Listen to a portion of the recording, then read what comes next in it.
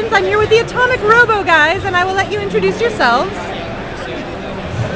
I'm Scott Wegener, I do the art for Atomic Robo. I'm Brian Clevinger, and I do the writing for Atomic Robo. Fantastic.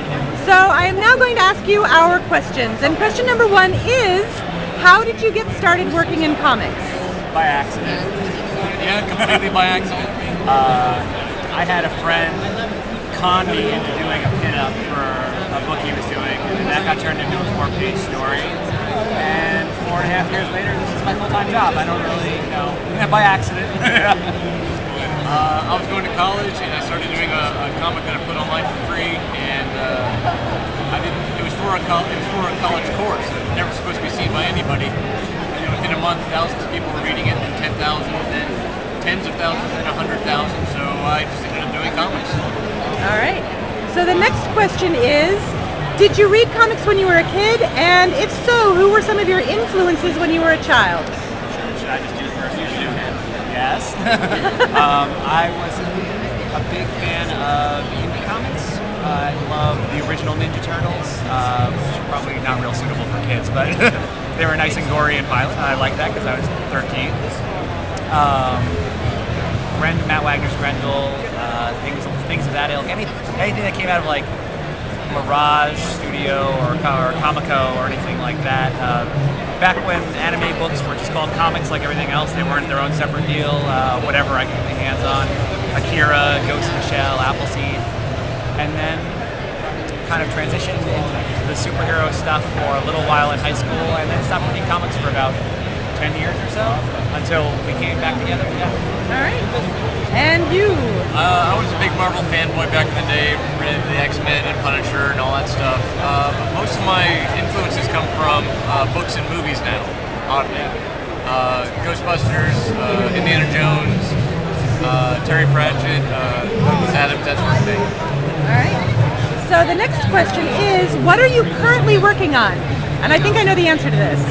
Well, currently we are both working on Volume 5 of Atomic Robo. I am doing a mini-series for Marvel Comics called Avengers Earth's Mightiest Heroes, and Brian is writing a Captain America mini-series for them as well. So yeah, we're pretty busy, and he's doing some video game work as well. Very busy. Cool.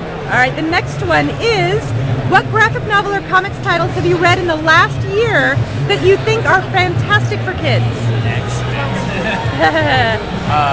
Next Wave for older kids, because it is a little on the violent side. Patsy Walker Hellcat, awesome graphic novel, lots of fun. They're great because they're mainstream comic books, but they're outside the continuity, so they're very accessible to anyone, and they remember that comics are supposed to be fun. I've read Bone recently, again for like the 9 millionth time, which is one of my favorites. What else have I been reading? My daughter and I just read the graphic novel called Smile, about a middle school girl who has to get braces. And why don't we pan over to Brian while I think of what else I've been reading? All right, panning over to Brian. Anything from Marvel's Adventures line, or Marvel Adventures line, is a great comic for kids. Great comics for anybody, really. Geez, I had like 3 in my head when you were talking. I'm mentally trying to go through what's Atomic Robo, of course. Of course, Atomic Robo. Naturally. Bone is fantastic.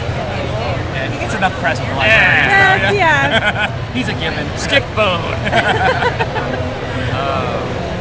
I don't know. Go back to him. All right. Did you think of anything else? Sure. I just reread Planetary, which is another good one for older young readers. This is the weird mystery archaeologist. Is that what they called it? Yeah.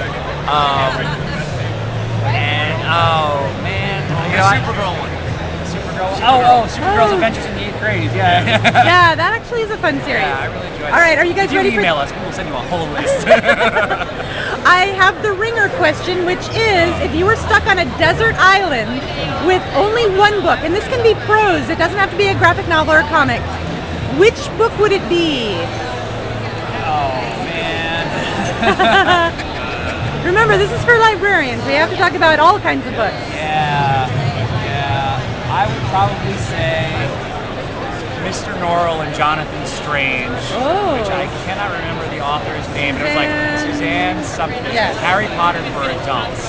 I love that book, and everything about it, just the way they made it look like the tactile experience of reading. It's not a book to read on a Kindle; it's a book to hold in your hands, kind of thing. I love that book. All right. Catcher in the Rye. I want to say something by Carl Sagan, but that doesn't do me a whole lot of good on an island, really. I can't investigate the reality of my desert island. I really, actually, speaking of deserted islands, Nation by Terry Pratchett. All right. That way I've got some survival skills in that book. Oh yeah. Very, very wise thinking. Yes. All right, and the last question is, and you're like, yay, last question. What advice do you have for young comics creators? Ooh, that's so broad.